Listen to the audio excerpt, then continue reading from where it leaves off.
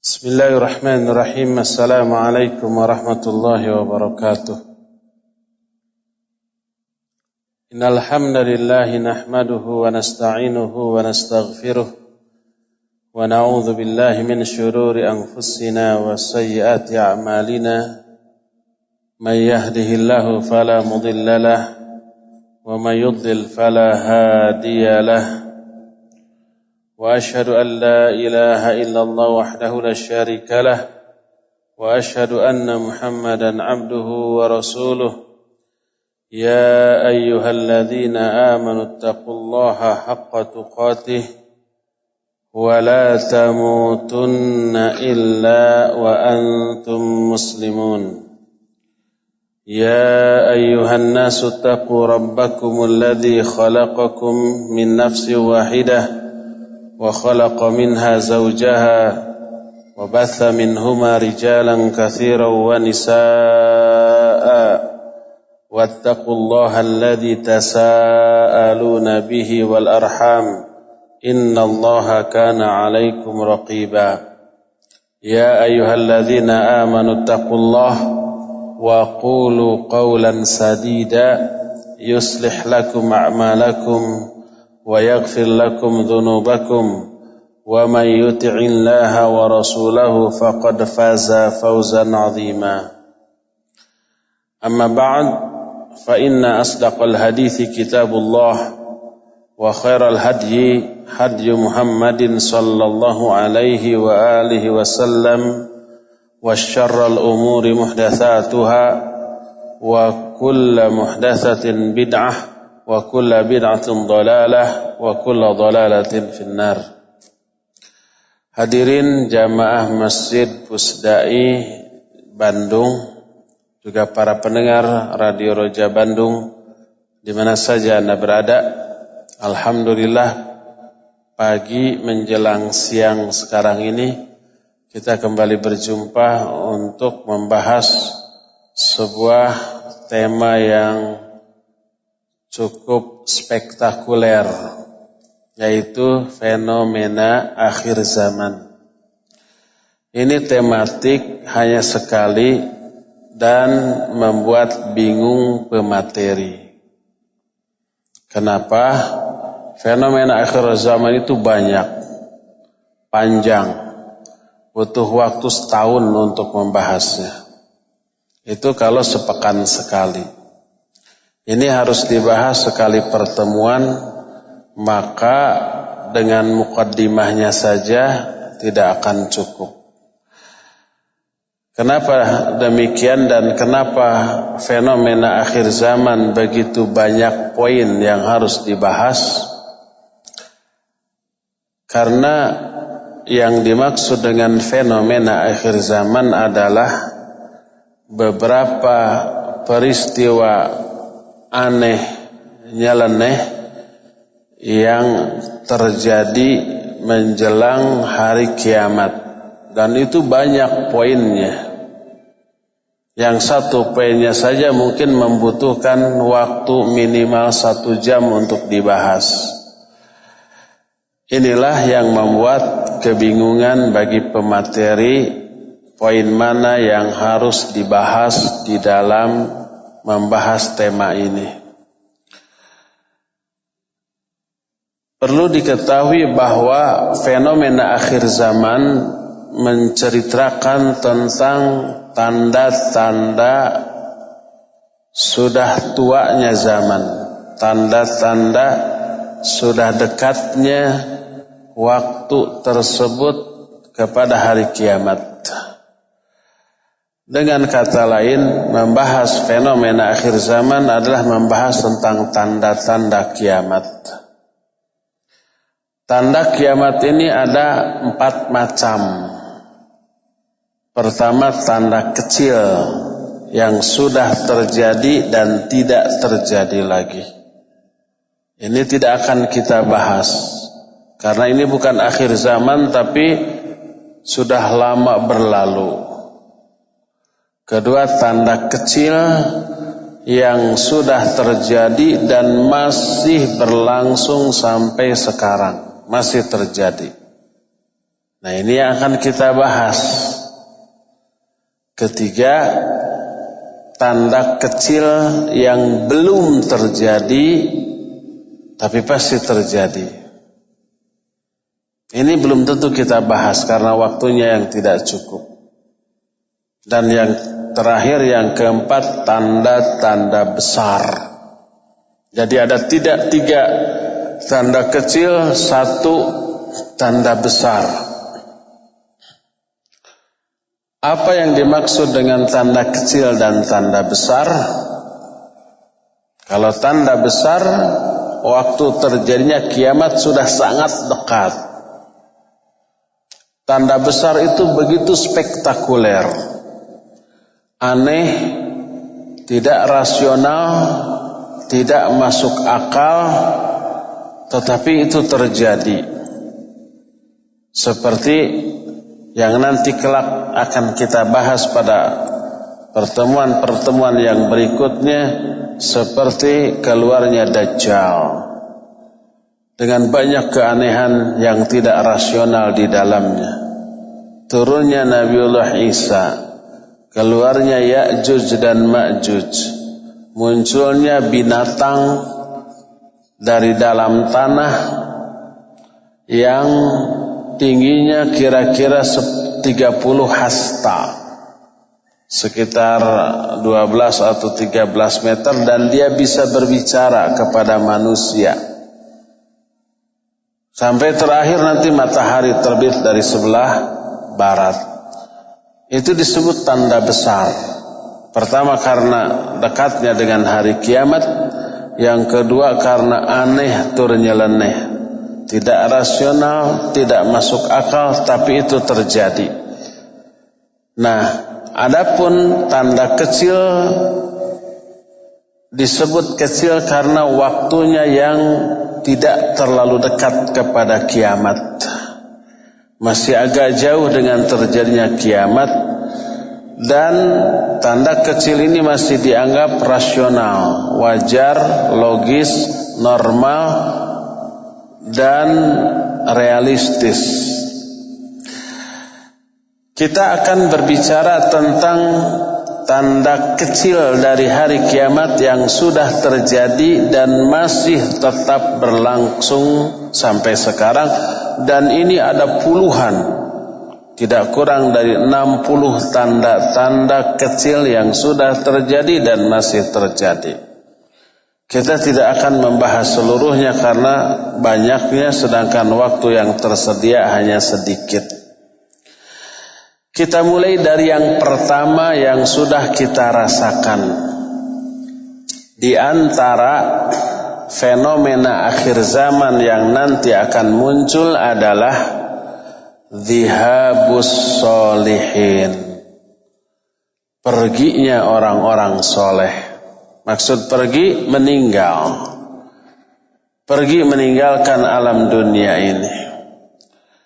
Orang soleh dan juga berilmu. Apa yang terjadi setelah kepergian orang-orang soleh yang berilmu? Yang tersisa adalah orang bodoh yang fasik. Tapi mereka dianggap tokoh, mereka dianggap pemimpin, mereka dianggap mufti, mereka dianggap sebagai motivator, lalu memberikan arahan tanpa ilmu, lalu sesat dan menyesatkan. Berkata Nabi SAW dalam salah satu hadis yang diterima dari Abdullah bin Amr radhiyallahu anhu, Rasul sallallahu alaihi wasallam bersabda, "La taqumus sa'atu hatta ya'khudallahu syariqatahu min ahlil ard fayabqa fiha ujajatun la ya'rifuna ma'rufan wa la yunkiruna munkara." Kata Nabi sallallahu alaihi wasallam, tidak akan terjadi kiamat sebelum Allah mengambil syariqahnya. Syariqah dijelaskan oleh para ulama, di antaranya oleh Imam Ibnu Katsir, oleh Imam Ibnu Athir juga. Syariqah ahlul khairi wad din. Syarita itu orang-orang yang ahli kebaikan dan ahli agama. Ilmu agamanya mendalam, pengamalan dari agama itu juga mendalam. Itu disebut dengan sebutan syarithah. Tidak akan terjadi kiamat sehingga Allah mengambil ulama-ulamanya yang solehnya dari penduduk bumi, lalu tinggallah di dalam permukaan bumi ujajah. Makna ujajah yakni al-ardal wa man la khaira fihi, orang-orang hina, orang-orang rendahan, orang-orang yang tidak memiliki kebaikan pada dirinya, yang ada keburukan. Dia berbuat seluruh yang buruk, tunggul dirurut, catang dirumpak. Semua yang Allah larang dia langgar, dia fasik. Itu yang tersisa di muka bumi. La ya'rifuna ma'rufan wa la yunkiruna munkaran. Mereka tidak mengenal yang ma'ruf dan tidak mengingkari yang mungkar. Bahkan mereka menjadi pelaksana kemungkaran dan yang menghambat seluruh perbuatan ma'ruf. Hadis ini diriwayatkan oleh Imam Ahmad dalam kitab Musnad Ahmad. Kata Syekh Ahmad Syakir ketika mentahqiq hadis ini, beliau menyatakan isnaduhu sahih. Sanad hadis ini sahih. Al-Hakim juga meriwayatkan hadis ini dalam kitab Al-Mustadrak. Lalu beliau berkata, hadza haditsun sahihun ala syarti shaykhain. Hadis ini adalah hadis yang sahih berdasarkan syarat pensahihan Imam Bukhari dan Imam Muslim. Dan Imam Az-Zahabi rahimahullah menyepakati pensahihan Al-Hakim terhadap hadis ini. Hadis ini sahih. Apa makna hadis ini? Berkata para ulama di antara Syekh Ahmad Syakir ketika menerangkan hadis ini, wa makna hadzal hadis ay ya'khudullahu ahlal khairi wad din wa yabqa ghuwaghaun nas wa aradiluhum wa man la khaira fihim wa hadha inda qabbil ilmi wa ittikhadin nasi ru'asa juhala yuftuna bi ghairi ilm. Makna hadis ini adalah Allah mengambil ahli agama dan ahli kebaikan, diambil maksudnya diwafatkan, sehingga yang tersisa adalah orang-orang sesat dan orang-orang rendahan di kalangan manusia yang tidak memiliki kebaikan pada diri mereka. Ini terjadi ketika ilmu sudah dicabut, lalu manusia mengambil orang-orang bodoh sebagai pemimpin, lalu mereka memberi fatwa tanpa ilmu, mereka sesat dan mereka pun menyesatkan. Dan ini fenomena yang akan terjadi di akhir zaman. Berkata Imam Ibnu Hajar Al-Asqalani rahimahullah, wa dhihabus solihin yakunu inda kathratil ma'asi wa tarkil amri bil ma'ruf wan nahyi 'anil munkar. Fa inna as-solihina idza ra'aul munkar falam yughayyiru wa kathural fasad ammahumul adzab ma'a ghairihim idza nazala kama jaa fil hadits lima qila lin nabi sallallahu alaihi wasallam anahliku wa fina salihun qala na'am idza kathural khabath. Wafatnya orang-orang soleh akan banyak terjadi ketika merajalelanya kemaksiatan, ketika ditinggalkannya amar ma'ruf nahi munkar. Karena ketika orang-orang soleh melihat kemungkaran, lalu mereka tidak merubah kemungkaran ini, sehingga meratalah kerusakan di muka bumi, Allah akan menurunkan azab secara umum kepada mereka, sebagaimana yang dijelaskan dalam salah satu hadis ketika Nabi SAW ditanya, anahliku wa finas solihun, apakah kita akan binasa padahal di kalangan kita masih banyak orang-orang yang soleh? Maka dijawab, iya, kalau perbuatan-perbuatan keji sudah merata. Orang-orang solehnya diam 1000 bahasa. Allah menurunkan azab secara merata. Allah berfirman dalam Al-Quran, dalam surah Al-Anfal ayat yang ke-25, Allah menyatakan, wattaqu fitnatan la tusibannal ladzina zalamu minkum khassah. Takutlah kamu kepada azab Allah yang tidak khusus menimpa orang-orang zalim di kalangan kalian saja. Orang soleh pun terkena dengan azab ini apabila azab ini sudah turun ke tengah-tengah mereka. Ini salah satu fenomena akhir zaman yang pernah terjadi. Imam Bukhari di dalam kitab sahihnya membahas satu bab yang disebut atau yang diberi judul dengan bab al-fitan, babul fitan, bab tentang fitnah. Dan fitnah ini umumnya terjadi di akhir zaman berupa keburukan.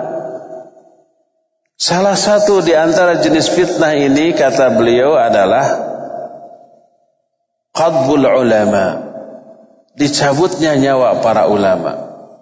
Sebagaimana sabda Nabi SAW, innallaha la yaqbidul ilma intiza'an yantazi'uhu minan nas. Sesungguhnya Allah tidak akan mencabut ilmu ini dengan cara mencabut begitu saja dari kepala manusia. Enggak. Tidak dengan cara itu Allah mencabut ilmu. Orang itu ternyata pintar gitu, ulama, dicabut ilmunya jadi bodoh, jadi blow on. Enggak pernah itu terjadi. Itu bukanlah termasuk sunnatullah.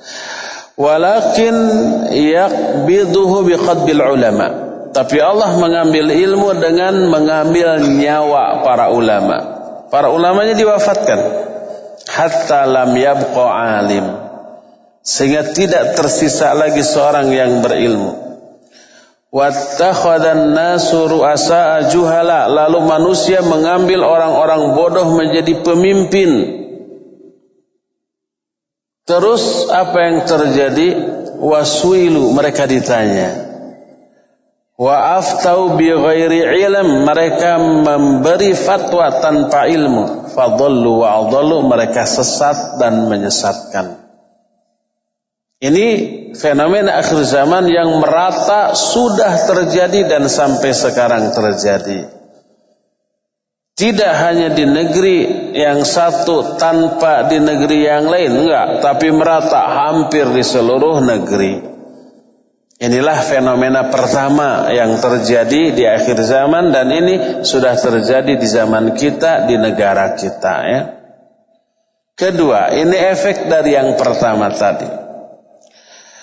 Salah satu di antara fenomena akhir zaman yang terjadi adalah irtifa'ul asafil.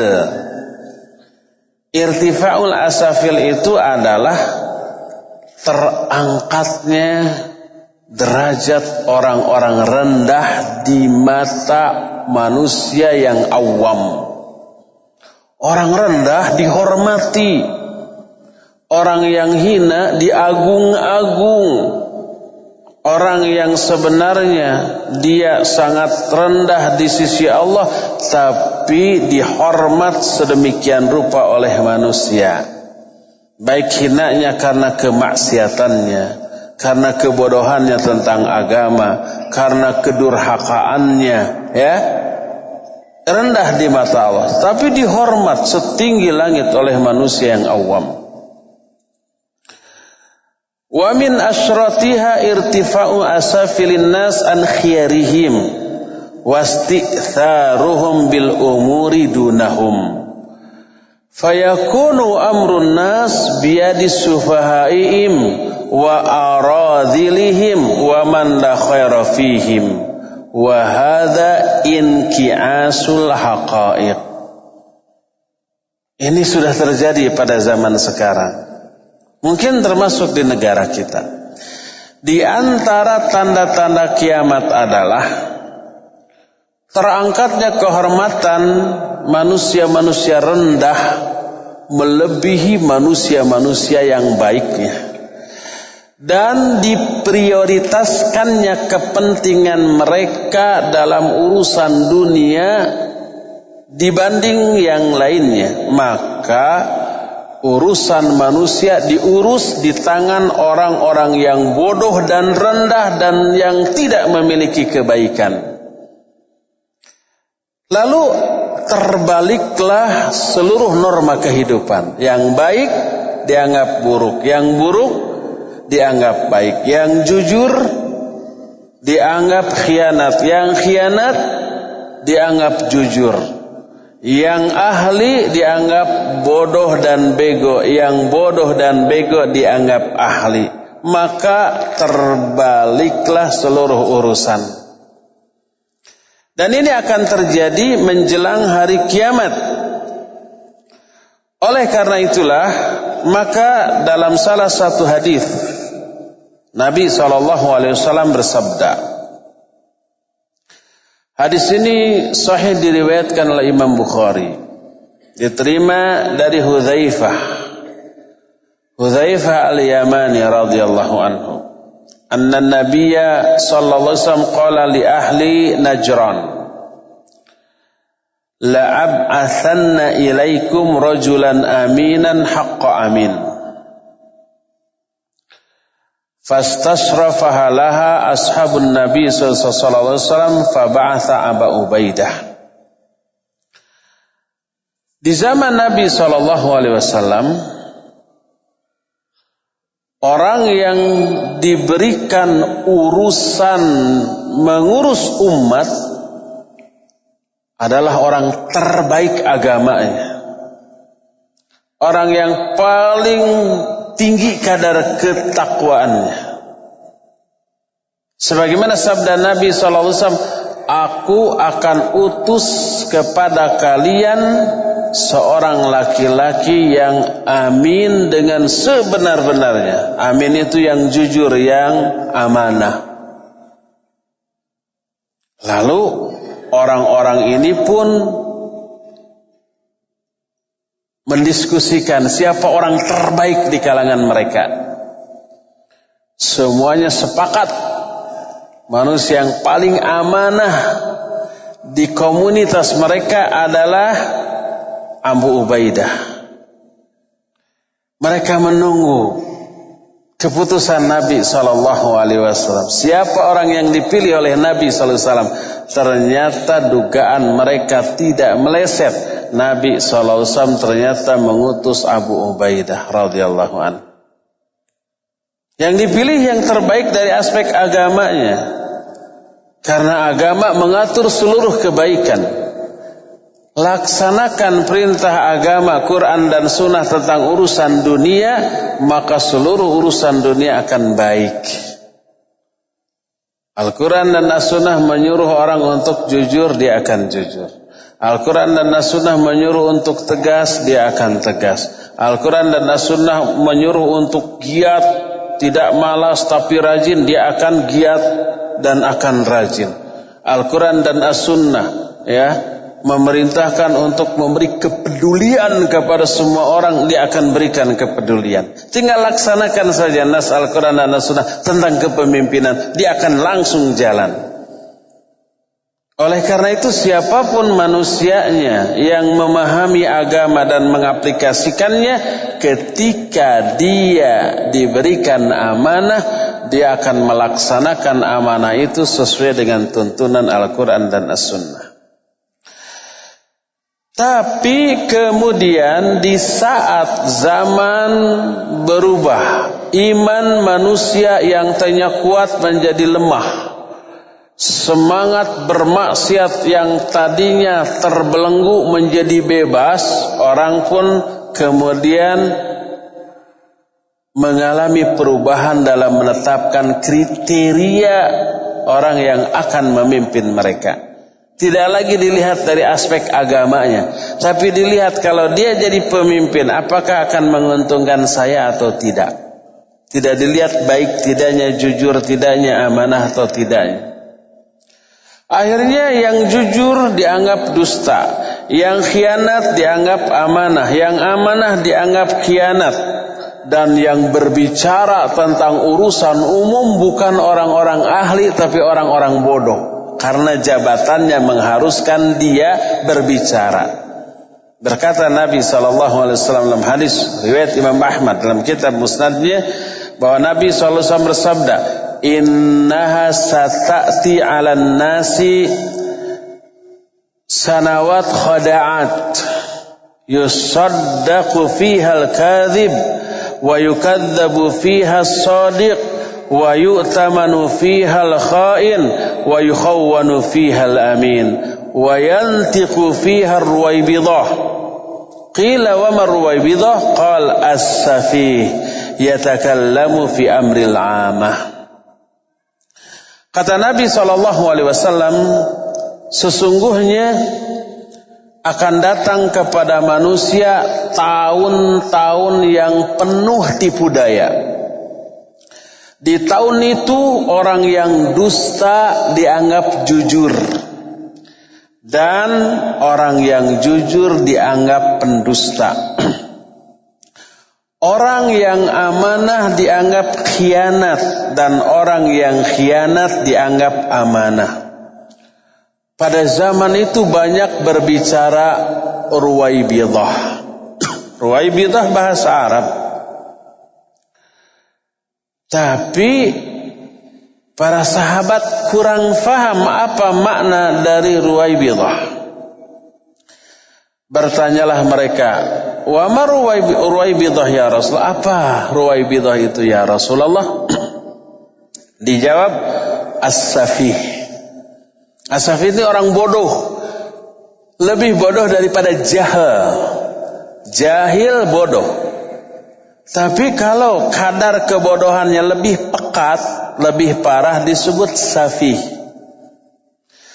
Orang ruwaybidah itu as-safi, orang bodoh, yatakallamu fi amril 'amah. Berbicara tentang urusan umum yang bukan menjadi keahliannya. Coba kalau dalam urusan dunia ya. Seseorang tidak pernah sekolah kedokteran. Dia tidak pernah mempelajari struktur tubuh secara khusus dari para ahlinya. Kalau di kedokteran kan setiap semester dipelajari ini tentang darah, tentang otot, tentang daging, tentang syaraf, tentang tulang, perbagian secara detail oleh ahlinya kan, sebelum berbicara tentang penyakit dan obatnya dan seterusnya. Jadi tahu nanti, dibimbing ahlinya. Setelah 4 tahun kuliah teori beres, 2 tahun praktek dengan pengawasan ahlinya. Objek prakteknya ya pasien-pasien itu. Pasien-pasien masuk UGD ya, praktek dulu, lihat ini penyakitnya begini-begini. Harusnya 2 menit selesai, ini 8 jam. Oleh karena itu menderita si pasien. Ada positifnya, ada positifnya bagi calon-calon dokter ini. Nah, setelah lulus semuanya di bawah bimbingan, dites, diuji, lulus, tidak langsung memperoleh izin praktek, tapi suruh tugas dulu di sebuah instansi, klinik, puskesmas dengan bimbingan dokter senior kan gitu ya. Setelah bisa dilepas baru dilepas. Sekarang ada orang nggak pernah kuliah kedokteran. Dia baca 1000 buku kesehatan. Dia ikuti seminar-seminar kesehatan. Dia telepon, SMS ke dokter nanya tentang kesehatan. Setelah itu merasa menguasai. Boleh nggak orang ini buka praktek pengobatan? Boleh nggak nyuntik orang? Nggak boleh kan? Dia dipidana. Itu tindak kriminal. dianggap malpraktek dan bisa ditangkap dan dipenjara. Kan gitu kan? Karena membahayakan orang walaupun dia sudah membaca 1000 buku tentang kesehatan. Kalau dalam urusan ilmu dunia seperti itu, apalagi tentang ilmu agama. Dia tidak pernah belajar di universitas Islam, tidak pernah belajar khusus tentang bahasa Arab, tentang ilmu usul fiqih, tentang ilmu fiqih, tentang tafsir, tentang hadis, tentang segala ulum syariah. Dia belum pernah. Dia cuma baca buku-buku agama. 1000 buku dia baca.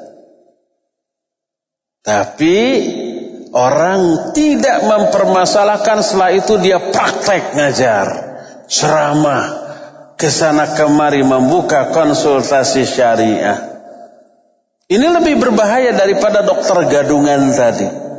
Ini yang disebut dengan ruwaibidah. Ini yang disebut dengan as-safih yatakallamu fi amril amah. Para ulama menyebut kebodohan itu dengan 3 jenis kebodohan. Pertama, al-jahlul basyit. Jahlul basyit itu yaitu kebodohan yang simpel, yang sederhana. Dijelaskan oleh Syekh Shalih Al-Fauzan, huwal jahil wa huwa ya'lamu annahu jahil. Dia bodoh, tapi dia tahu bahwa dirinya bodoh. Ini al-jahlul basyit. Dia bodoh, tapi dia tahu, sadar dirinya bodoh. Makanya tidak akan sok pinter. Yang kedua, al-jahlul murakkab. Bodoh kuadrat. Bodoh yang berganda. Sudah bodoh, bodoh lagi. Siapa orang ini? Orang ini adalah huwal jahil wa huwal jahilu annahul jahil. Dia ini bodoh, tapi dia bodoh bahwa dirinya bodoh. Huwa la ya'lamu wa huwa la ya'lamu annahu la ya'lamu. Dia ini tidak mengetahui, tidak berilmu, tapi dia tidak tahu bahwa dirinya itu tidak tahu. Dia bodoh tapi merasa pinter. Ini disebut jahal murakkab. Dalam bahasa Sunda disebut bodoh tapi guminter. Guminter itu merasa diri pinter padahal bodoh. Orang yang goreng patut tapi merasa diri kasep apa? Gumasep, gumelis. Orang kecil merasa diri gede apa? Gumede, gitu ya. Orang miskin merasa diri bengar apa? Nggak ada istilahnya. Gumenghar, belum pernah dengar itu. Ruwaibidah itu bodoh guminter. Asal baca beberapa buku, hafal berapa ayat dan hadis, sampaikan menurut otaknya, itu ruwaibidah. Dan ini lebih berbahaya. Nanti ada salah satu di antara fenomena akhir zaman, akhdul ilmi minal asogir, mengambil ilmu dari asogir. Asogir itu orang-orang yang kecil ilmunya. Para ulama menyebut asogir dengan makna ahlul ahwa, dengan mana ahlul bid'ah, dengan mana para juhala, orang-orang bodoh. Tapi guminter saya tadi. Orang belajar kepada orang seperti ini. Akibatnya apa yang terjadi? Dia sesat dan menyesatkan. Yang penting lucu, yang penting bisa ngelawak, yang penting bisa melontarkan jok-jok yang menghibur. Dan itu yang banyak disukai oleh mustami.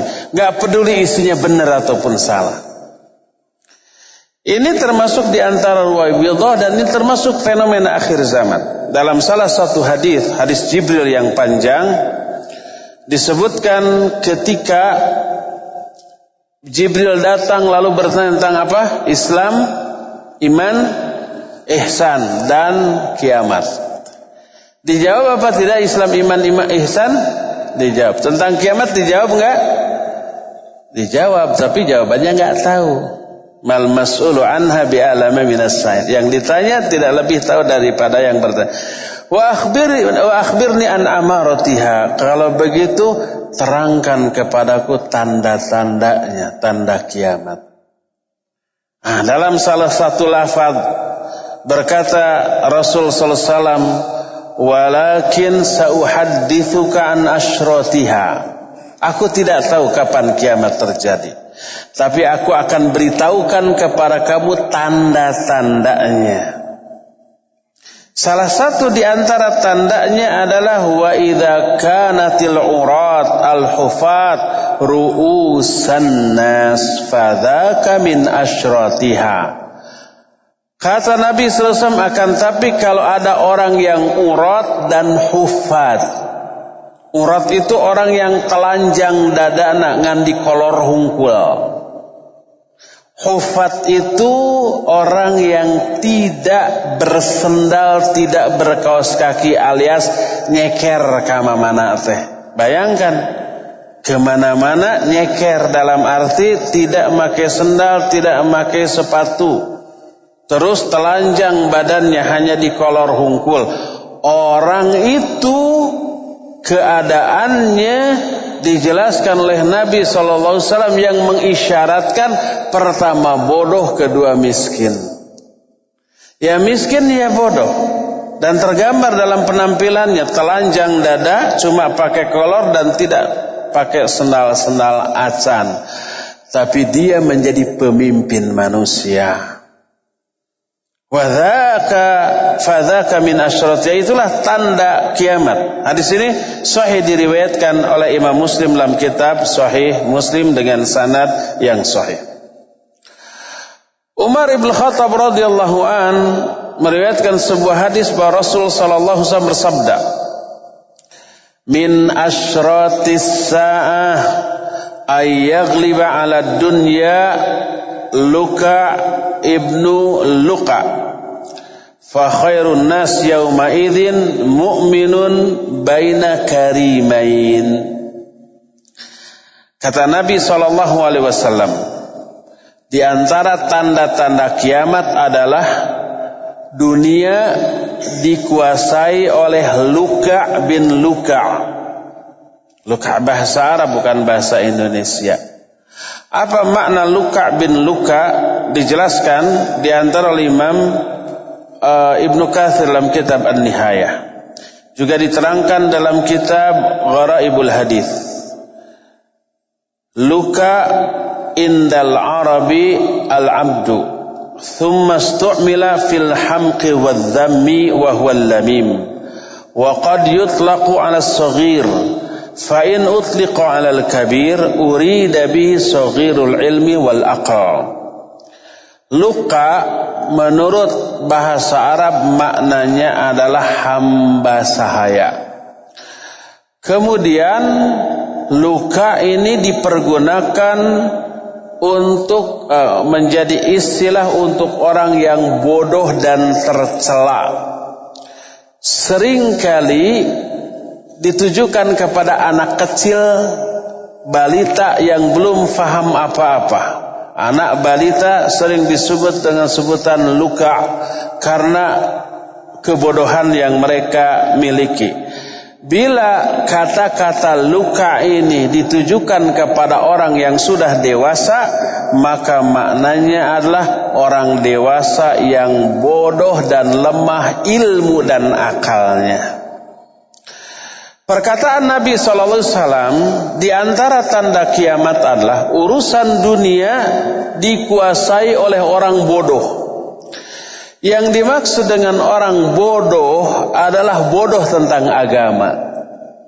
Ketika Al-Quran dan hadis Nabi SAW berbicara tentang ilmu yang dimaksud di sana adalah ilmu syar'i.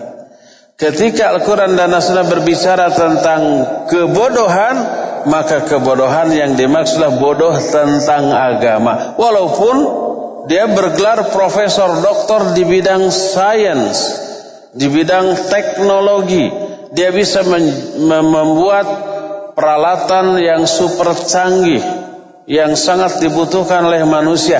Tapi wudu, tata cara wudu masih belum benar. bacaan salat masih belum hafal.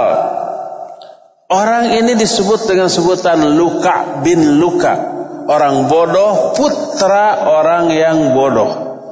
Walaupun dia bergelar profesor, doktor, insinyur, gelarnya lebih panjang daripada namanya. Saking pinternya dia dalam urusan dunia. Tapi kalau dia masih bodoh dalam urusan agama, lihat wudunya masih ngaco, masih salah. Didengar sholatnya terlatih 2 menit 4 rakaat habis.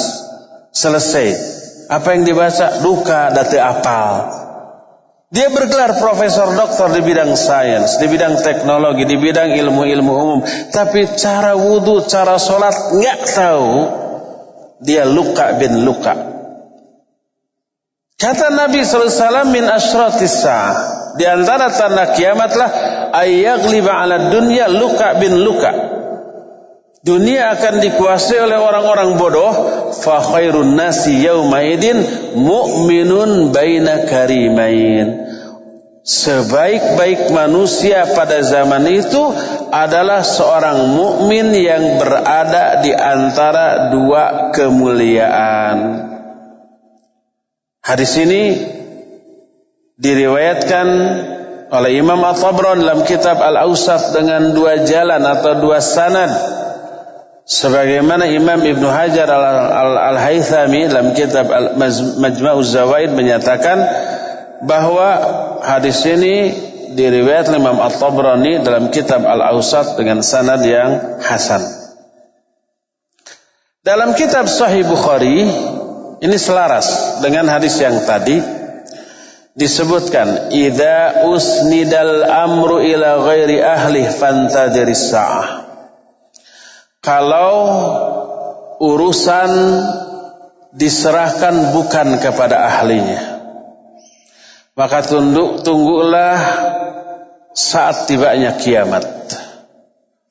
Hadis ini oleh para ulama ditafsirkan dengan 2 jenis penafsiran, hakiki dan majazi. Makna hakiki adalah apabila urusan diserahkan bukan kepada ahlinya, tunggu saat terjadinya kiamat. Menunjukkan kalau itu terjadi, kiamat sebentar lagi terjadi. Itu termasuk fenomena akhir zaman. Tunggulah hari kiamatnya. Kiamat yang dimaksudnya kiamat yang sebenarnya, hancurnya alam jagat raya ini. Dan dekatnya saat hari kiamat ketika urusan diserahkan bukan kepada ahlinya. Ini sudah terjadi belum sekarang? Banyak. Ada orang umpama ketika kuliah, ya, jurusan sains atau teknologi, kerjanya jadi guru. Ada umpamanya orang kuliahnya jurusan umum, jurusan bahasa Inggris, jurusan bahasa Rusia, jurusan bahasa asing. Ternyata setelah besar jadi ustadz yang ngajar tafsir. Ada yang begitu? Ada. Tapi kalau yang jadi ustadz pasti belajar terlebih dahulu ilmu syar'i. Sebab kalau orang tidak belajar ilmu syar'i, memaksa-maksakan diri jadi ustadz juga nggak akan jadi. Sebab mustami kan bisa menilai ya. Nggak bisa menilai, omongannya nggak terarah, tidak berdasar, ilmunya kelihatan dangkal, nggak akan didengar lagi dia. Banyak orang yang antara pekerjaan yang digarap tidak ada hubungannya dengan disiplin ilmu yang pernah dia pelajari di sekolah. Mungkin di sini banyak yang kesindir. Kuliahnya jurusan apa, kerjanya beda ya. Beda lagi.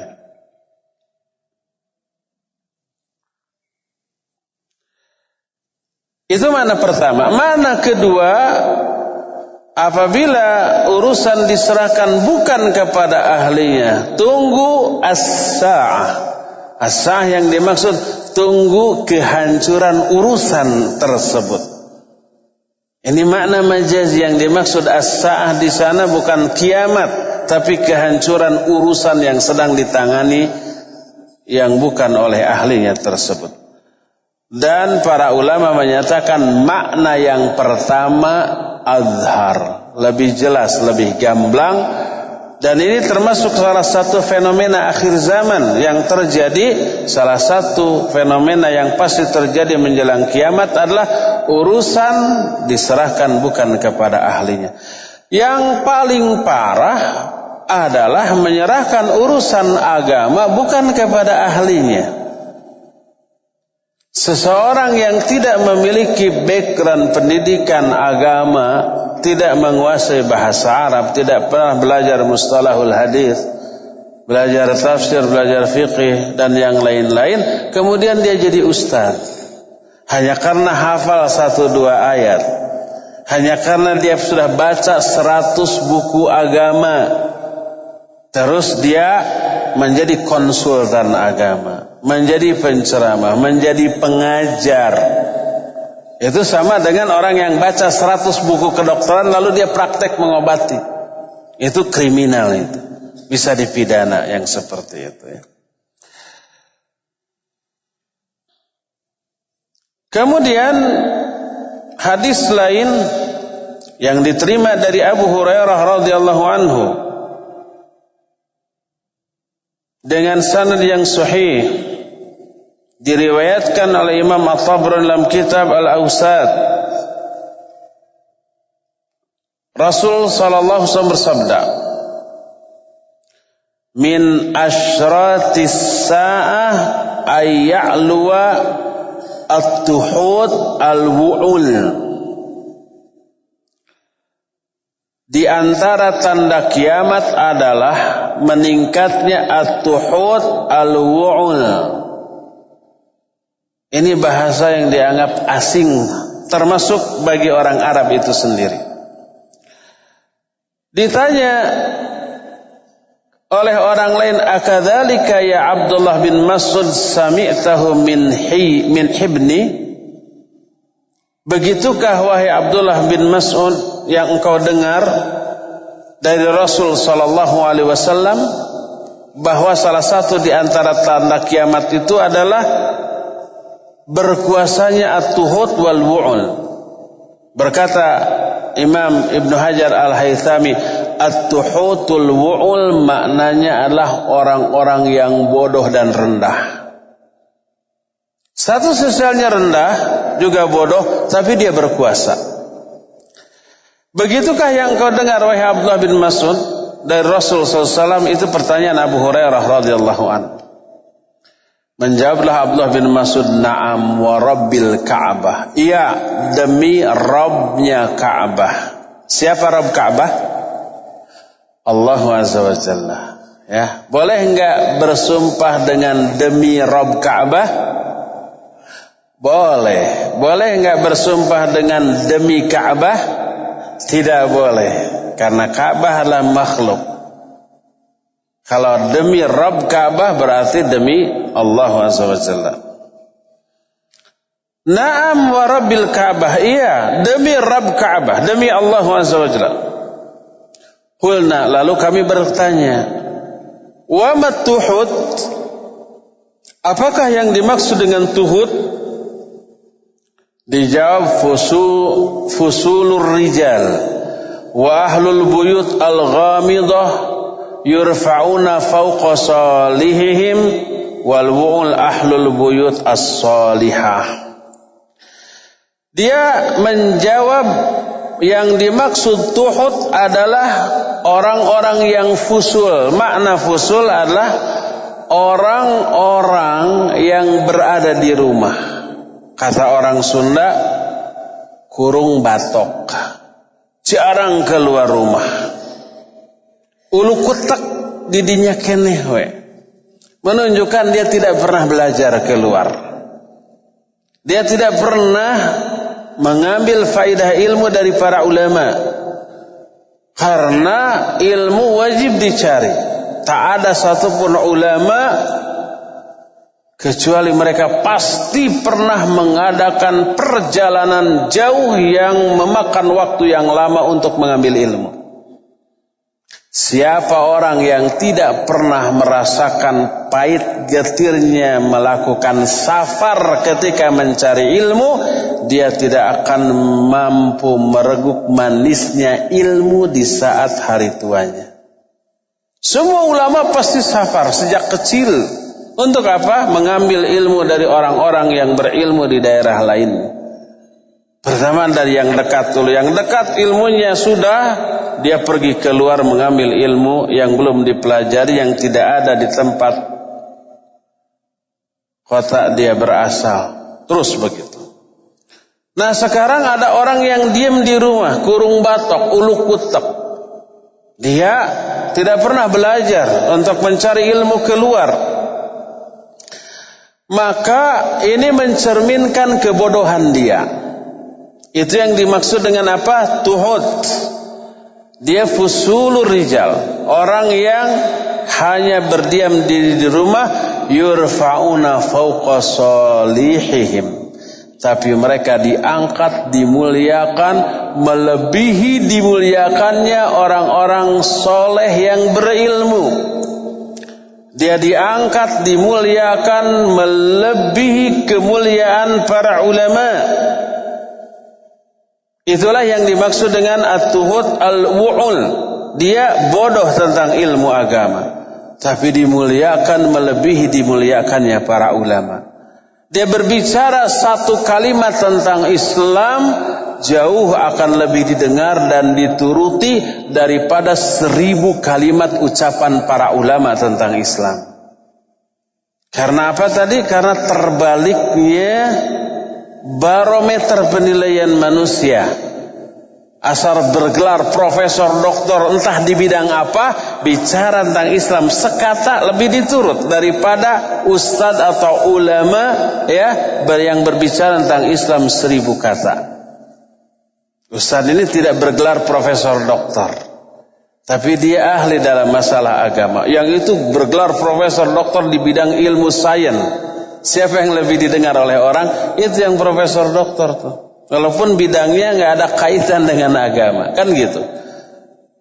Terbalik barometer penilaian di mata manusia, dan itu termasuk salah satu fenomena akhir zaman. Diriwayatkan oleh Imam Ahmad dari Abu Hurairah radhiyallahu an, Rasul sallallahu alaihi wasallam bersabda, "La tadhhabud dunya hatta tasyira lil luka ibnul luka." Ay hatta yasira na'imuha wa maladhuha wal wijahatu fiha lahu. Kata Nabi SAW, tidak akan terjadi atau tidak akan hancur dunia ini sehingga Luka ibnu Luka menguasai dunia. Luka ibnu Luka tadi orang-orang yang bodoh tentang masalah agama, berkuasa dulu dalam urusan umumnya manusia. Dalam Sahih Bukhari dan Sahih Muslim, sebuah hadis yang diterima dari Hudzaifah al-Yamani radhiyallahu anhu, Rasulullah sallallahu alaihi wasallam bersabda, kata beliau tentang dicabutnya amanah, hatta yuqala lirrajul ma ajladuhu ma adrafuhu ma aqaluhu wa ma fi qalbihi mithqala habbatin min khardalin min iman. Saking amanah sudah dicabut di zaman itu, di zaman ketika kiamat sebentar lagi akan terjadi, di akhir zaman. Amanah dicabut, lalu ada orang khianat diberi amanah. Orang khianat diberi amanah, tentu saja dia khianat, tapi oleh orang dipuji setinggi langit akan kejujurannya. Dia menyatakan ma ajladuhu wa ma adrafuhu wa ma aqaluhu. Betapa hebatnya dia, betapa piawainya dia, dan betapa pandainya dia. Padahal dalam hati orang itu tak ada kebaikan iman walaupun sekecil debu. Amanah yang dipikulnya dia manipulasi. Dalam realitanya dimanipulasi, yang diekspos ke muka umum adalah hasil rekayasanya. Dipujilah dia oleh manusia, dan itu merupakan salah satu di antara fenomena akhir zaman, yaitu didustakannya orang-orang yang jujur dan dianggap jujurnya orang-orang yang pendusta. Inilah fenomena akhir zaman yang kedua yang kita jelaskan pada hari ini. Ketiga, ini ada hubungannya juga dengan poin pertama dan yang kedua. Iltimasul ilmi indal asogir. Nah, ini yang saya sebut tadi. Dicarinya ilmu dari kalangan asogir. Imam Al-Bajji yang dinukil oleh Al-Imam penulis kitab Al-I'tisam siapa? Imam Asy-Syatibi rahimahullah dalam kitab Al-I'tisam mengutip pendapat Imam Al-Bajji, al-asogir maknanya asogir fil ilm. Orang kecil yang dimaksud di sini bukan kecil badannya, tapi kecil ilmunya alias bodoh. Dicarinya ilmu agama dari orang bodoh, termasuk fenomena akhir zaman. Yang mereka cari bukan ilmunya, tapi hiburan yang mereka dengar dari orang bodoh tadi. Ngelucunya pintar, ngelawaknya pintar, sehingga merasa terhibur dari awal sampai akhir dan merasa ibadah. Karena itu ceramah ya. Hadis yang diterima dari Abu Umayyah Al-Jumahi radhiyallahu anhu, dia menyatakan bahwa Rasul sallallahu alaihi wasallam bersabda, "Inna min asyratis sa'ah thalathan ihdahunna ayyul tamasal ilmu indal asogir." Sesungguhnya di antara tanda-tanda kiamat ada 3. Salah satu di antara yang 3 ini adalah dicarinya ilmu dari orang-orang bodoh. Hadis ini dinukil Imam Ibnu Mubarak dalam kitab Az-Zuhad. Ya, Syekh Al-Albani rahimahullah menyatakan hadis ini sahih, sebagaimana yang beliau jelaskan dalam kitab Sahih Al-Jami'us Shaghir, dan Imam Ibnu Hajar juga menyatakan hadis ini sebagai hadis yang sahih, sebagaimana yang beliau jelaskan dalam kitab Fathul Bari Syarah Sahih Bukhari. Imam Abdullah bin Mubarak ditanya tentang as-saghir. Mal maqsud bil as-saghir? Apa yang dimaksud dengan as-saghir? As-saghir itu orang kecil. Tadi Nabi SAW menyatakan di antara tanda kiamatlah ilmu dicari dari as-saghir. Siapa as-saghir itu? Abdullah bin Mubarak menyatakan alladzina yaquluna bi ra'yihim fa amma saghirun yarwi anhu kabirun falaysa bisaghir. Saghir itu adalah orang-orang yang berkata tentang agama dengan ra'yunya, ahli ra'yu. Logikanya lah yang berbicara tentang Al-Quran dan As-Sunnah.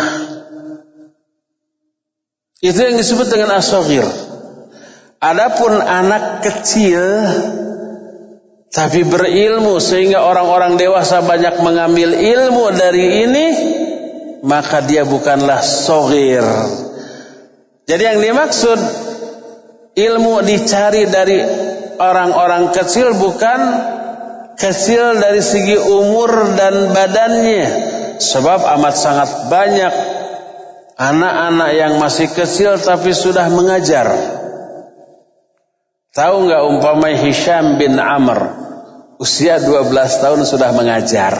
Yang diajar orang tua seusia kakeknya, dan usia 16 tahun sudah menjadi mufti atas penunjukan rekomendasi dari Imam Malik.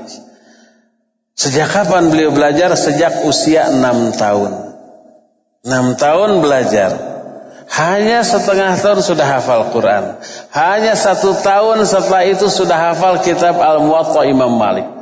Terus sampai 12 tahun disuruh ngajar. Masih anak kecil. Mungkin usia kelas 6 SD sekarang ini. tapi sudah ngajar tentang fikih, tentang hadis, sudah ngajar. Walaupun masih kecil, ilmunya besar, falaisa bisaghir, dia bukanlah as-saghir. Sehingga kata Imam Abdullah bin Mubarak, al-asaghir alladzina yaquluna an dinihim bi ra'yihim. As-saghir itu orang-orang yang berkata, berbicara tentang agama dengan ra'yu mereka, dengan akal mereka. Nah, ini yang sekarang banyak terjadi. Orang menyangka berpegang teguh kepada Quran Sunnah hanya karena ambil ayat tafsirkan sendiri, ambil hadis tafsirkan sendiri. Saya berpegang teguh kepada Quran Sunnah. Tidak ada satupun pendapat kecuali disandarkan kepada Quran dan Sunnah. Benarkah? Enggak benar. Karena kalau orang ngambil ayat tafsirkan sendiri, ngambil hadis tafsirkan sendiri, itu bertolak belakang dengan ayat dan hadis itu sendiri. Karena apa?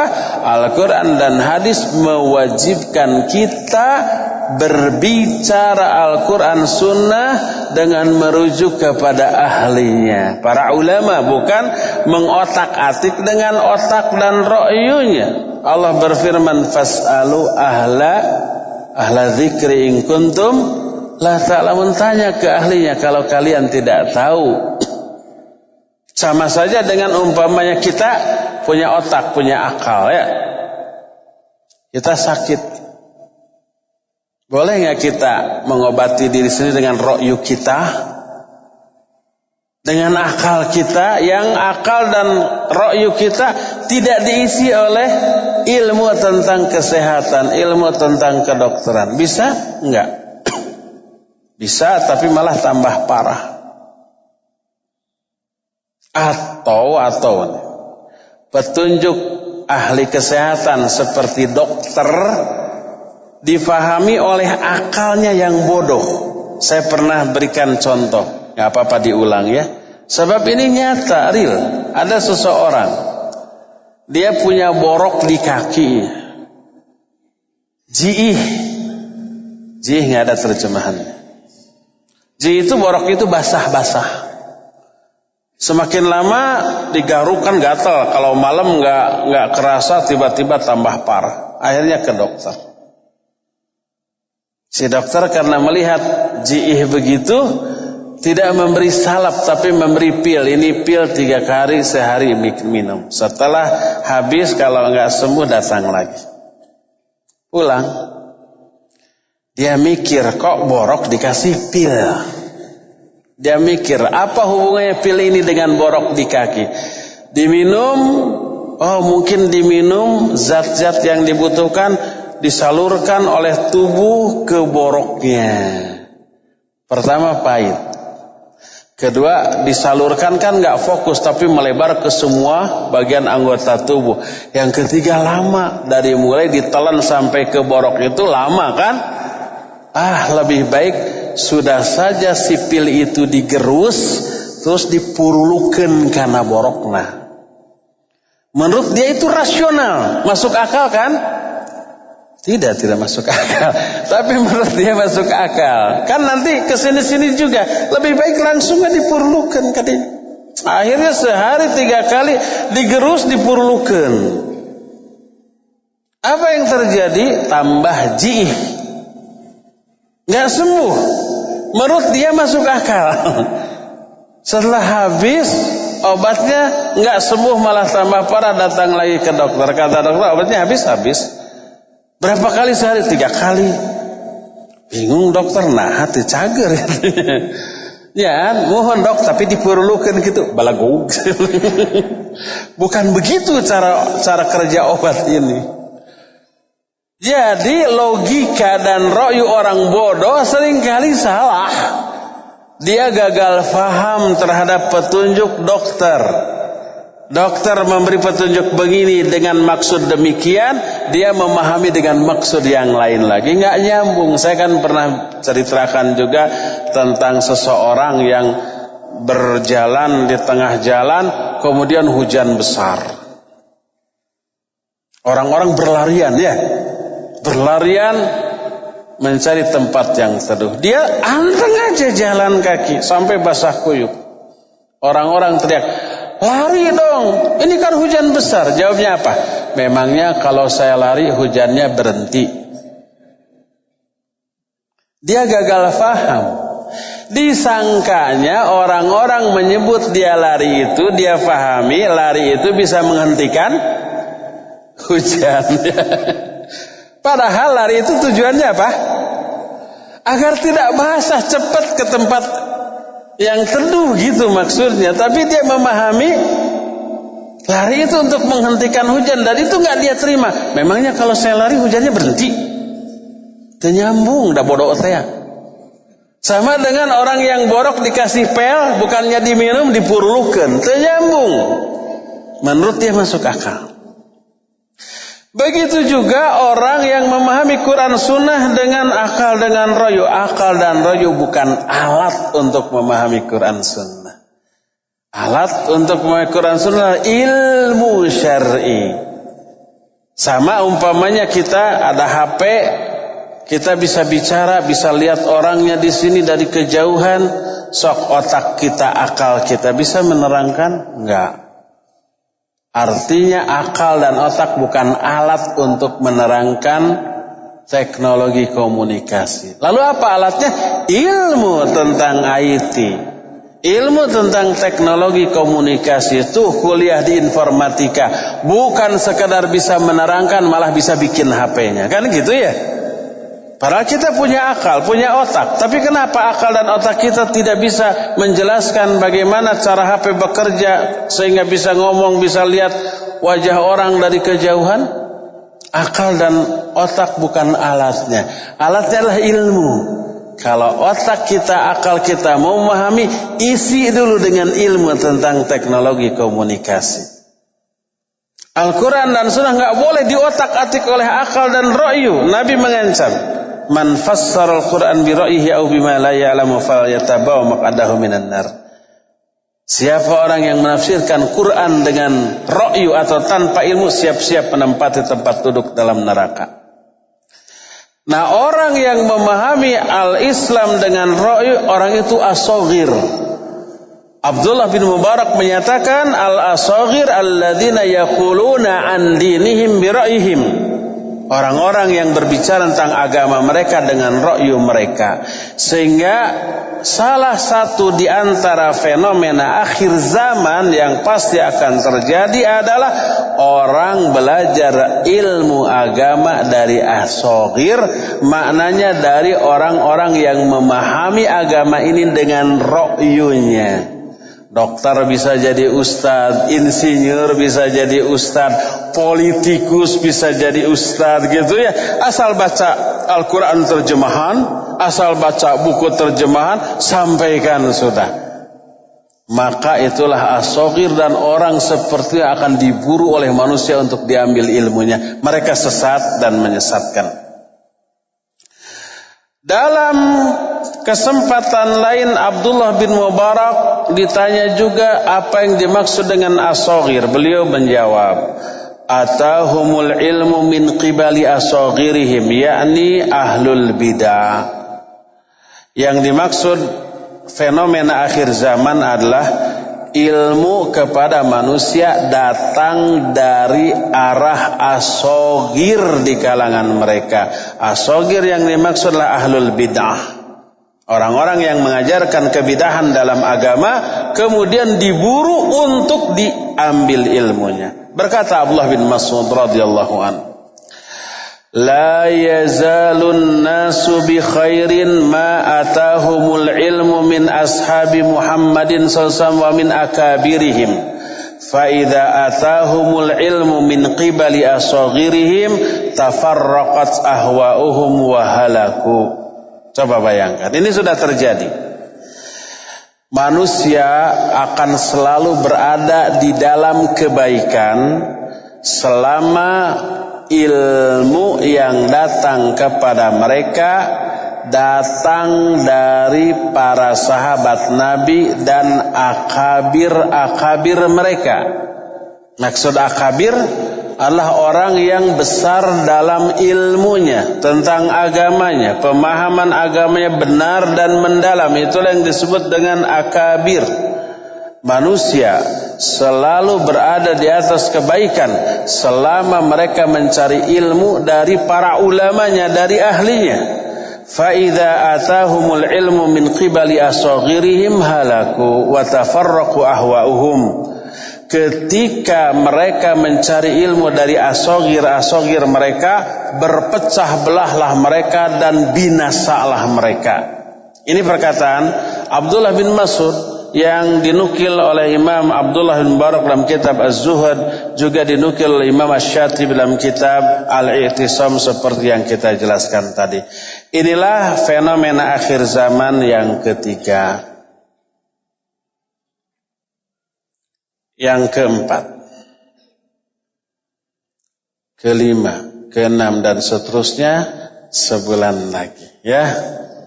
Sekarang waktunya sudah habis, yang tersisa tinggal untuk bertanya jawab. Mudah-mudahan ini menjadi pembuka semangat kita untuk terus hadir di masa-masa yang akan datang di bulan yang lain.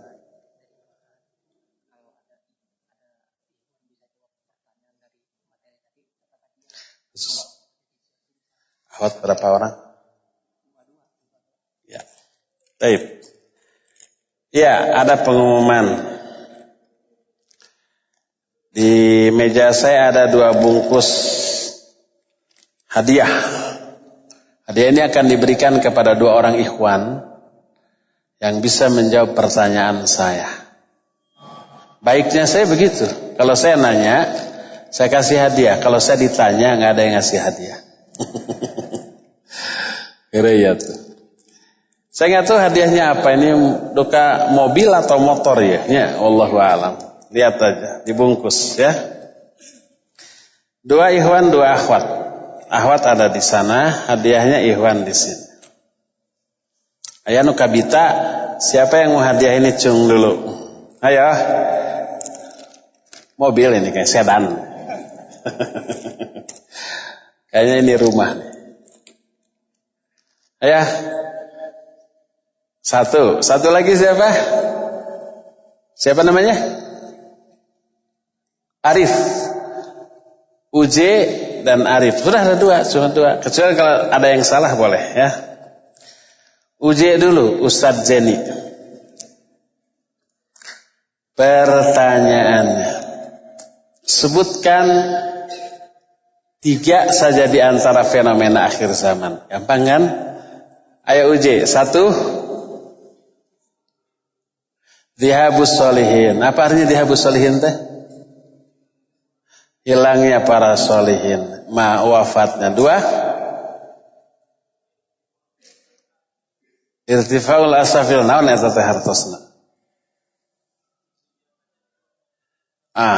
Dimuliakannya orang-orang bodoh, orang-orang rendah. 3.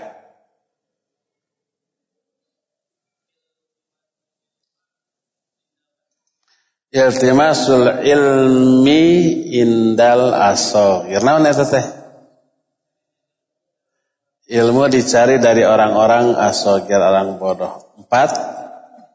Udah cuma 3 ya. Bahasa Ustadz mah beda barakallahu fiik. Ini Arif. Habis pertanyaan untuk Arif ya. Jazakallahu khairan. Wa fiika barakallah. Arif. Pertanyaan untuk Arif adalah, ada hadis idza usnidal amru ila ghairi ahlihi fantadhiris sa'ah. Apa artinya?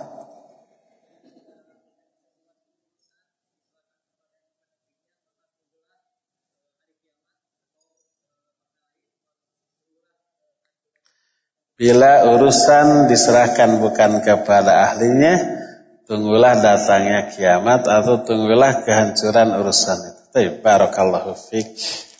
Fadal. Rumah kayaknya nih. Akhwat, cung 2 orang nanti ditunjuk oleh panitia ya. Ada mic-nya untuk akhwat? Ada? Silakan akhwat, ada? Sudah 2 orang? Ada Ustaz, sebentar. Ya, taib. Udah, jangan ada lagi pertanyaan, ini terlalu banyak akan kebahas. Ahwat yang pertama. Ahwat siap yang pertama ya? Sudah siap. Pertanyaan ahwat untuk yang pertama. Tadi disebutkan tidak akan terjadi kiamat sebelum Allah mengambil para syaritohnya di muka bumi. Apa yang dimaksud dengan syaritoh? Bismillah. As-solihin al-ulama. Orang-orang solih yang berilmu. Orang-orang yang ahli agama dan ahli kebaikan. Ya, semana ya. Baik, barakallahu fiik. Silakan diberikan hadiahnya. Kedua. Sudah siap yang kedua ya? Ya. Yang kedua, pertanyaan yang kedua. Tadi Nabi SAW berkata kepada satu komunitas sahabat, aku akan utus kepada kalian seorang laki-laki yang amanah, sangat amanah. Lalu para sahabat diskusi siapa dan sepakat, pasti si fulan, dan Nabi ternyata menunjuk si fulan. Siapa tuh si fulan yang dimaksud? Namanya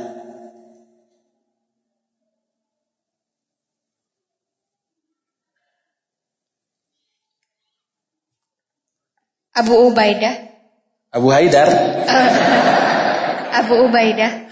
Abu Ubaidah. Baik, barakallahu fiik. Sudah. Silakan diambil hadiahnya. Sekarang giliran saya menjawab tanpa hadiah. Apakah betul bahwa semua umat Islam akan diwafatkan sebelum kiamat terjadi? Boleh disebut hadisnya? Jazakumullahu khairan. Ya, betul. Hadisnya banyak, tidak hanya 1 atau 2, dan ini termasuk salah satu di antara fenomena akhir zaman yang belum kita bahas, ya. Yaitu nanti munculnya angin yang halus. Siapapun orang yang terkena angin ini dan di dalam hatinya ada iman walaupun sekecil debu, orang itu akan wafat atau akan mati, sehingga yang tersisa hanyalah orang-orang yang tidak memiliki iman sama sekali, ya. Maka setelah itu barulah terjadi hari kiamat. Dan hadis tentang hal ini banyak. Di antaranya hadis yang diriwayatkan oleh Imam Muslim dalam kitab Sahih Muslim. Nabi SAW bersabda, "Id ba'athallahu rihan tayyibah fata'khudhuhum tahta abatihim fataqbidu ruha kulli mu'minin wa kulli muslimin wa yabqa syirarun nas yataharajuna fiha taharujal humur fa'alaihim taqumus sa'ah." Tiba-tiba Allah mengutus angin yang baik. Angin ini memasuki dari bawah ketiak-ketiak mereka, ketiak-ketiak manusia. Angin ini mencabut ruh setiap mukmin dan muslim, sehingga tersisalah di dunia ini orang-orang buruk di kalangan manusia. Mereka berzinah secara terang-terangan seperti berzinahnya keledai. Maka di zaman seperti merekalah kiamat terjadi. Ini salah satu di antara hadisnya. Kedua, hadis lain mengatakan angin ini datang dari arah Syam. Sebagaimana Nabi SAW bersabda, riwayat Muslim dari Abdullah bin Amr, "Fayab'atsullahu Isa ibn Maryam ka'annahu Urwah bin Mas'ud, fayatlubuhu fayuhlikuhu, thumma yamkuthun nas sab'a sinin laisa baina itsnaini adawah thumma yursilullahu rihan baridan min qibalin syam fala yabqa ala wajhil ard ahadun min qalbihi fi qalbihi mithqala dzarratin min khairin aw imanin illa qabadathu. Ketika Nabi menjelaskan tentang Dajjal, lalu Allah mengutus Isa bin Maryam seolah-olah dia itu Urwah bin Mas'ud. Urwah bin Mas'ud orang yang wajahnya mirip banget dengan Isa bin Maryam. Lalu Isa memburu Dajjal dan membunuhnya. Lalu manusia tinggal hidup selama 7 tahun setelah kematian Dajjal. Dalam riwayat lain 40 tahun. Nanti akan sampai pada penjelasan mana yang benar, dua-duanya benar. Yang 7 tahun benar, yang 40 tahun benar, tapi ada penjelasan lain dari hal itu. Selama 7 tahun tidak ada permusuhan walaupun antara dua orang. Semuanya serba bersaudara. Setelah itu Allah mengutus angin dingin dari arah Syam. Tidak ada manusia yang hidup di muka bumi yang di dalam hatinya ada iman atau Islam walaupun sekecil debu, kecuali angin itu akan merenggut nyawanya. Sampai lau anna ahadakum dakhala fi kabdi jabalin la dakhalatu alaihi hatta naqidahu. Sekalipun kalau kalian masuk ke sebuah gua yang dalam di perut gunung, angin itu akan mengejar ke sana dan merenggut nyawanya. Hadis ini sahih diriwayatkan oleh Imam Muslim dalam kitab Sahih Muslim. Ya, hadis itu betul dan itu termasuk salah satu fenomena akhir zaman. Bagaimana dengan seorang non-muslim yang memimpin menjadi pemimpin suatu kota dengan mayoritas muslim dengan dasar bahwa non-muslim itu lebih jujur dan amanah serta pintar. Ini korban ekspos media kafir.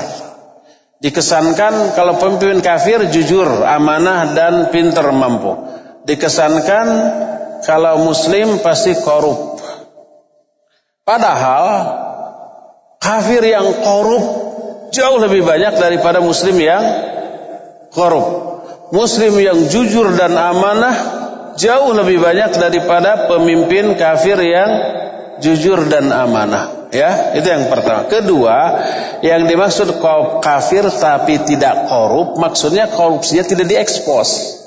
Korupsinya tidak digembar-gemborkan, diumpet-umpet, dilaporkan ke KPK, dipeti SK. Dikasih data-datanya, nanti masih beku S-nya. Begitu.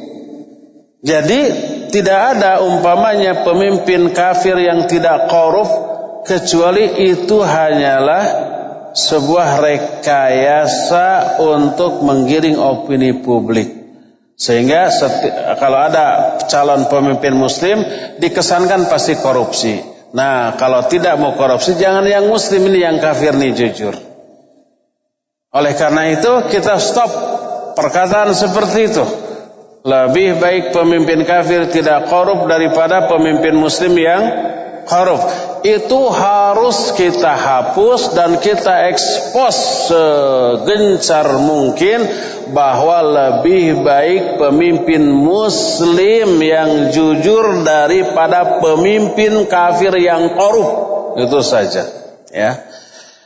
Jadi tidak ada yang namanya pemimpin kafir yang ya jujur, yang amanah. Apalagi kalau dilihat yang jujur itu maksudnya apa? Orang kafir itu kekafirannya sudah menunjukkan ketidakjujurannya, ya.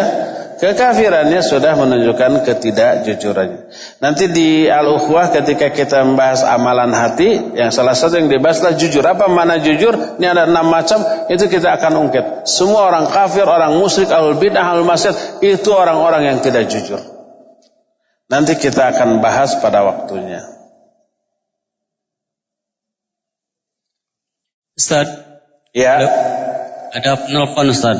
Mangga. Assalamualaikum Pak. Assalamualaikum warahmatullahi wabarakatuh. Halo. Silakan Pak, dari mana? Siapa? Dari Pak Mulyono. Dari Pak Budi? Mulyono. Assalamualaikum. Oh, Pak Mulyono. Mangga Pak Mulyono. Pantas nggak datang tuh.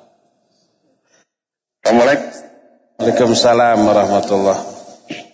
Bapak, Ya Pak, silakan. kajian. Saya tanya, bagaimana seorang muslim mencalonkan pemimpin, mencalonkan itu lebih tidak lebih daripada mencalonkan. Dan dicalonkan itu kecil ilmunya itu, ilmu agamanya. Ahli-ahli semua. Bagaimana menurut Bapak, menurut saya ini semua. Assalamualaikum warahmatullahi wabarakatuh. Sudah Pak? Sudah Ustaz. Apa katanya?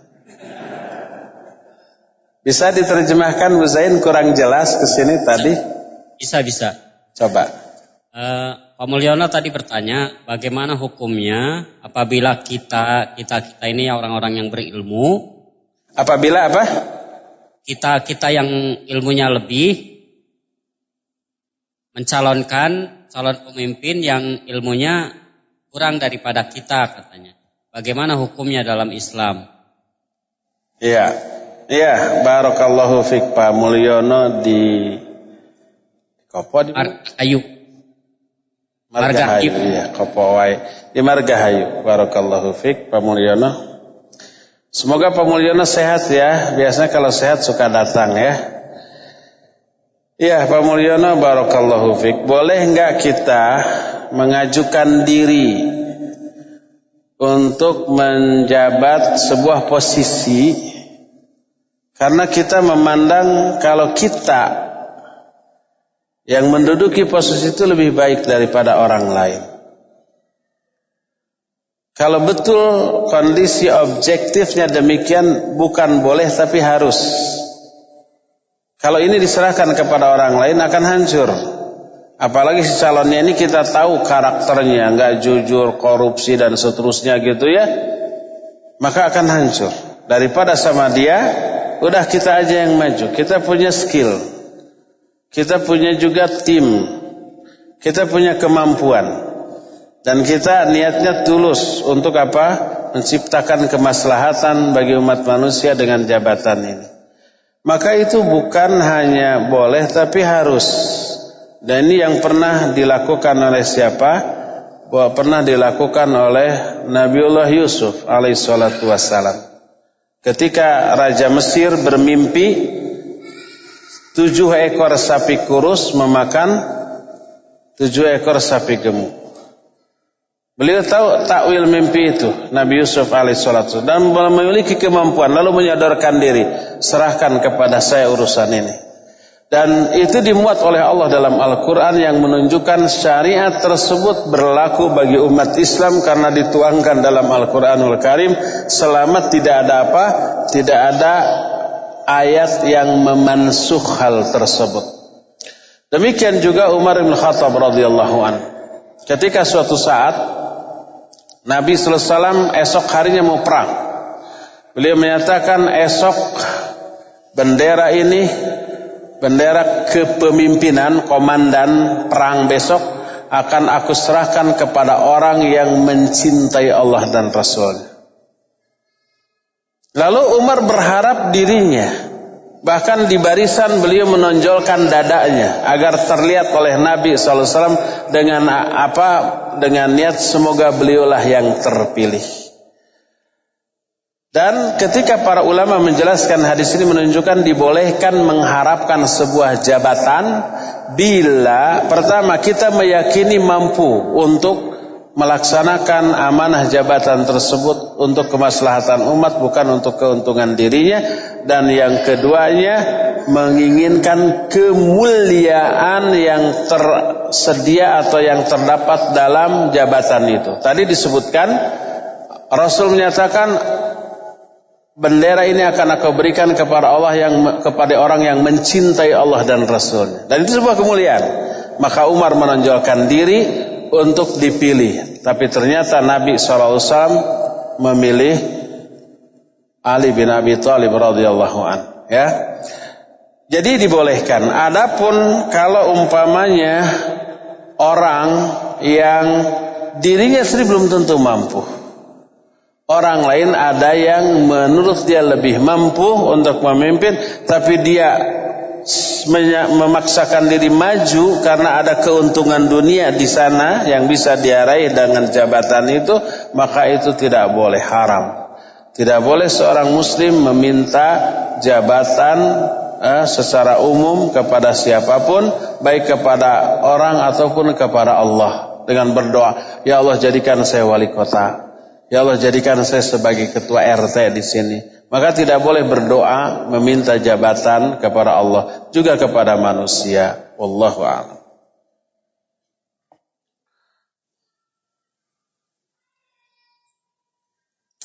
Bagaimana dengan fenomena di Indonesia? Orang dengan latar belakang pendidikan agama memiliki jabatan, tapi ketika memberikan pernyataan tentang agama ternyata sesat dan menyesatkan. Apakah termasuk bodoh?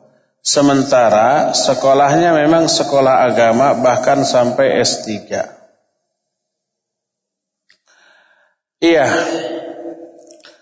Ruwaibidah disebut juga ahlul ahwa. Ahlul ahwa artinya orang yang menjadikan hawa nafsunya sebagai alat untuk memahami agama. Dan ahwa maknanya al-aql atau ra'yu. Ya. Semua orang yang memberikan pernyataan yang keliru dan sesat tentang agama itu ahlul ahwa, apapun pendidikannya. Walaupun S2, S3. Walaupun S3-nya dari Mekah atau Madinah.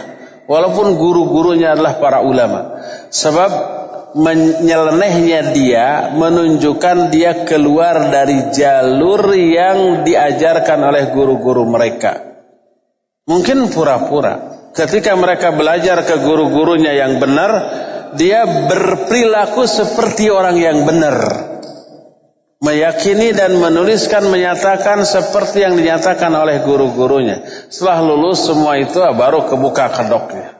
Orang seperti itu banyak. Betapa banyaknya orang dengan latar belakang yang menyimpang dari Indonesia, dari negerinya, lalu sekolah di sana, di Madinah atau di Mekah. Selama di Mekah dan di Madinah seperti orang Mekah dan orang Madinah. Ketika menjawab pertanyaan fasih, ketika dia berbicara, berpendapat, ketika ditanya menjawabnya benar. Setelah selesai lulus ada gelar, pulang kayak bunglon. Ya, di tempat dia berasal warnanya berubah seperti warna aslinya. Pindah ke sana warnanya berubah sesuai dengan lingkungan yang ditempatinya. Yang seperti itu bukan satu dua, banyak. Oleh karena itu benar atau tidak seorang tidak dilihat dari apa, dari siapa gurunya, dari mana dia bersekolah, tapi dilihat hasil akhir yang keluar dari amalan dan ucapan dia. Ada nggak zaman dahulu gurunya benar tetapi muridnya ngaco? Banyak. Seperti contohnya umpamanya Wasil bin Atha. Wasil bin Atha berguru kepada Imam Hasan al-Basri rahimahullah. Imam Hasan al-Basri seorang ulama ahlus sunnah. Wasil bin Athanya menjadi tokoh Mu'tazilah. Amr bin Ubaid juga begitu. Akhlaknya sangat mulia, tapi kemu'tazilahannya menyebabkan dia ditinggalkan oleh para ulama. Oleh karena itulah yang terpenting hasil akhir yang keluar dari mulutnya, dari tingkah lakunya. Itu yang lebih mencerminkan, tidak dilihat dari siapa gurunya dan di mana dia berasal. Sebab ada orang yang berkarakter seperti bunglon tadi. Ada enggak orang yang masa kecilnya tumbuh berkembang di lingkungan yang keliru, setelah besar kemudian menjadi lurus? Ada. Salah seorang ustadz kita juga ada yang kayak begitu, yang baru-baru ini nulis tuh buku di sana kemudian di demo gitu. Kenapa dia nulis buku itu? Sebab dulu dia seperti yang dia jelaskan dalam bukunya, tahu benar, dan ternyata itu keliru, lalu dijelaskan, disebar di daerahnya, didemo, kan gitu. Allahu a'lam bishawab. Ustaz, ya, ada pertanyaan Ustaz. Ya. Ini pertanyaan dari Ardi di Queens, New York, Ustaz. Pertanyaannya, bagaimana batasan taklid dalam beragama? Batasan taklid. Taklid. Ya. Batasan taklid dalam beragama. Karena tidak mungkin kita mempelajari semua cabang ilmu agama secara dalam. Sehingga akan selalu ada unsur taklid dalam beberapa hal, bahkan banyak hal dalam mengambil ilmu agama. Syukron. Ya, Ardi di New York. Ini komunitas Persiraja yang ada di sana. Persiraja adalah pendengar setia Radio Roja. Ada 5 kota yang sudah bergabung ke dalam Persiraja: New York, New Jersey, Virginia, Texas, Vancouver di Kanada, ya. Iya. Barakallahu fiik. Bagaimana batasan taklid yang dibolehkan? Taklid bisa haram, bisa boleh, bisa wajib. Kapan menjadi haram, kapan menjadi wajib? Menjadi haram ketika dia mampu tidak taklid karena kapasitas ilmunya, tapi dia bertaklid. Seperti contoh umpamanya, dia kagum kepada seorang ulama, lalu dia mengikuti pendapat-pendapatnya. Ketika dia tahu ada ayat atau hadis yang isi dari ayat hadis itu bertolak belakang dengan pendapat gurunya, dia tetap taklid ke gurunya. Al-Quran dan hadisnya disingkirkan, maka itu tidak boleh, itu haram. Dan yang dimaksud Al-Quran dan hadis yang bertolak belakang dengan pendapat itu karena melihat penjelasan ulama-ulama lain yang selevel dengan ulama itu atau yang lebih berilmu, maka itu taklid yang diharamkan bagi dia. Taklid bisa juga wajib kalau memang ya dia tidak berilmu kecuali hanya mendengar penjelasan dari orang yang kita anggap berilmu. Seperti contoh, hadis ini sahih menurut penjelasan seorang ulama ahli hadis. Kita tidak punya kemampuan untuk memeriksa karena kita tidak menguasai ilmu mustalah hadis, tidak punya kitab-kitabnya, dan kita tidak pernah mendengar ulama ahli hadis lain yang menjelaskan hadis ini. Sementara kita tetap harus bersikap tentang hadis ini, maka kita wajib taklid kepada ulama yang menjelaskan tentang kesahihan atau kedhaifan hadis tersebut. Tidak boleh adanya ayat wala taqfu ma laisa laka biilmun. Janganlah kamu mengikuti pendapat tanpa ilmu lalu mendorong dia ijtihad dengan kebodohannya. Tidak boleh. Haram taklid, lebih haram lagi ijtihad tanpa ilmu. Wala taqfu. Takfu itu apa coba? Takfu itu berasal dari kata waqafa. Apa waqafa? Berdiri atau bersikap. Tahu nggak apa bahasa Arabnya bersikap? Sikap itu mauqif, berasal dari kata waqafa. Wala taqfu ma laisa laka biilmun. Jangan kamu bersikap dengan sikap yang tidak dilandasi ilmu. Sehingga kalau seseorang ijtihad dengan kebodohannya melanggar ayat ini karena dia bersikap ya dengan sikap yang tidak dilandasi oleh ilmu. Orang yang tidak berilmu bukan ijtihad. Lalu apa? Taklid kepada siapa? Kepada orang yang ahli. Ini berlaku dalam urusan dunia, juga berlaku dalam urusan agama. Coba kita nggak tahu tentang penyakit dan obat, kita sakit. Mending ijtihad sendiri, mending taklid ke dokter. Mending taklid ke dokter. Dokter, saya sakit ini apa? Ini obatnya. Udah. Tidak ditanya bagaimana cara kerja obat ini. Apa begitu? Enggak kan? Udah, berapa kali dokter sehari? 3 kali. Makan dulu atau enggak? Makan dulu. Udah, langsung taklid. Apa efeknya? Sembuh. Kalau ada pasien yang mendebat, dokter saya yang belum percaya. Bagaimana daya kerja obat? Kenapa ini? Kenapa tidak yang lain? Dokter kehul tuh. Udah jangan berobat ke saya, ke sana aja. Ketika saya pernah mengantar seseorang ke dokter syaraf, lalu mengemukakan pendapat yang pernah kita dengar tentang syaraf. Apa kata dokter? Pasien ma'atu, ketika berobat ke dokter jangan terbalik. Pasien jadi dokter, dokter jadi pasien. Pasien mah patahan dokter gitu kan. Hanya karena pernah dengar informasi di bacaan internet di mana tentang syaraf gitu ya, berani mendebat dokter ahli syaraf yang sudah belajar puluhan tahun gitu tentang syaraf. Dokter tidak melayani diskusi, karena melayani diskusi itu sama-sama begonya. Diskusi itu harus antar orang yang selevel ilmunya. Dokter dengan dokter silahkan berdiskusi tentang kesehatan. Ilmunya seimbang. Kalau pasien diskusi kesehatan dengan dokter, itu pasien yang tidak tahu diri. Pasien itu bukan diskusi dengan dokter tentang kesehatan, tapi konsultasi, bertanya. Kan begitu. Ada orang yang, Ustadz saya ajak untuk diskusi tentang manhaj umpamanya. Tidak melayani, takut. Ada yang seperti itu. Mungkin benar, mungkin. Ustadz itu tidak melayani karena apa? Bukan dia itu, karena bukan ustadz, bukan menantang diskusi atau ngajak diskusi, tapi mestinya apa? Konsultasi, bertanya tentang manhaj kepada ustadz. Saya ajak ustadz diskusi tentang tafsir. Pernah belajar tafsir? Enggak. Bisa bahasa Arab? Enggak. Tafsir apa yang pernah dibaca? Enggak pernah. Tapi saya ingin diskusi. Itu bukan diskusi. Ngaco kalau diskusi, tidak tahu diri. Tapi apa? Konsultasi, bertanya. Sama dengan kita punya mobil rusak. Kemana kita pergi? Ke bengkel, ke montir. Apakah kita bertanya, konsultasi, ke montir atau diskusi?